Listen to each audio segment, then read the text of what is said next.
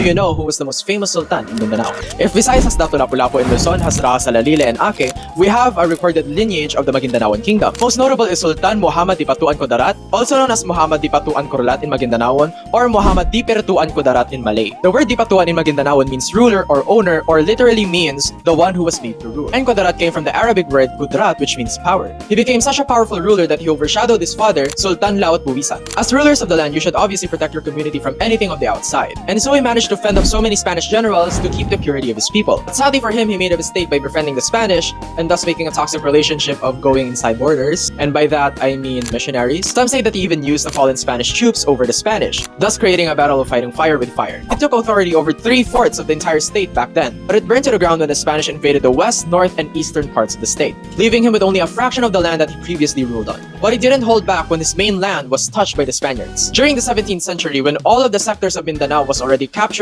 he pleaded to all the sultans and rulers to fight against them. The most notable one was his speech to the Sultan of Lanao when he heard that the Spaniards came in contact with the Maranaos in the area. Actually, he made so much things without even the title of Sultan yet, so that's why he was first called Dato instead of Sultan. He officially reigned as Sultan Kudarat in 1645 when he officially started in 1619. Peace to the Spanish nearly broke when in 1655 the Spanish came to push Christianity to the parts of Maguindanao. But the sultans just decided to kill priests. He even wrote to the sultans of Sulu, Brunei, and Makassar, Sulawesi to support the sultans in the area, the ones who fended off the influence of Christianity to preserve the values of Sharia to the community. Short peace was made in 1662 when the Spanish abandoned their forts in Zamboangan, which is currently Zamboanga, which is due to the Koksina threat.